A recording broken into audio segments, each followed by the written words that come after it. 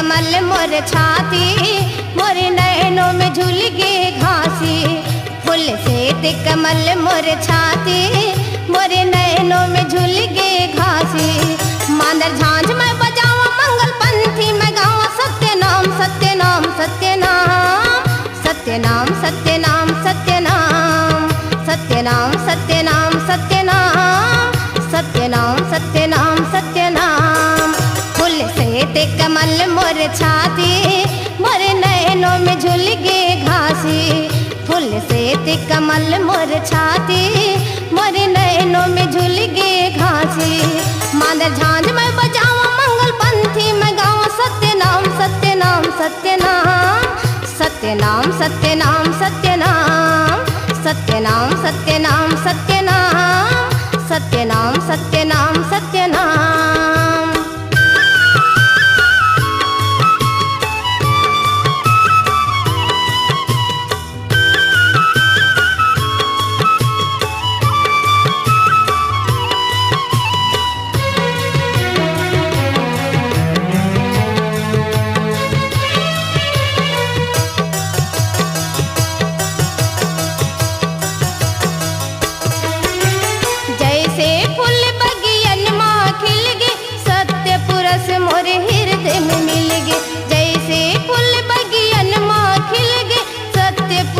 मोरे हृदय में मिल गे गिरधपुरी सत्यलोक निवासी, चरण में राखा हो संत गुरु घासी।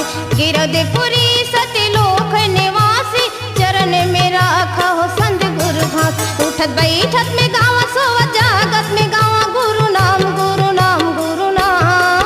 सत्य नाम सत्य नाम सत्य नाम सत्य नाम सत्य नाम सत्य नाम सत्य नाम सत्य नाम सत्य नाम।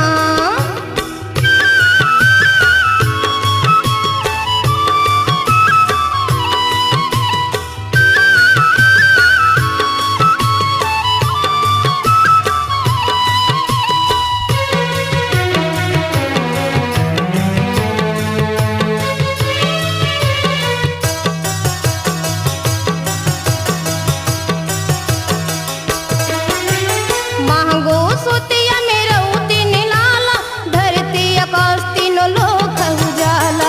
महंगो सुतिया में रउती निलाला, धरती आकाश तीनों लोक उजाला। पाँव में खड़ाऊ मस्तक चंदन साजे, फांदी जनेऊ गल कंठी विराजे। पाँव में खड़ाऊ मस्तक चंदन साजे, फांदी जनेऊ गल कंठी विराजे। चरणामृत बनावा जय जय मैं बोलावा गिरव धाम गिरव धाम गिरव धाम। सत्य नाम सत्य नाम सत्य नाम सत्य नाम सत्य नाम सत्य नाम सत्य नाम सत्य नाम सत्य नाम। फूल से कमल मोर छाती, मोरे नैनों में झूल गे घासी। फूल से कमल मोर छाती, मोरे नैनों में झूल गे घासी। मांदर झांझ मैं बजावा मंगल पंथी, मैं गावा सत्य नाम सत्य नाम सत्य नाम सत्य नाम सत्य नाम सत्य नाम सत्य नाम सत्य नाम सत्य नाम सत्य नाम सत्य नाम सत्य नाम। गुरु धाम गुरु धाम गुरु धाम, गुरु नाम गुरु नाम गुरु नाम। गिरव धाम गिरव धाम गिरव धाम, गिरव धाम गिरव धाम गिरव धाम। सत्य नाम सत्य नाम सत्य नाम सत्य नाम सत्य नाम सत्य नाम।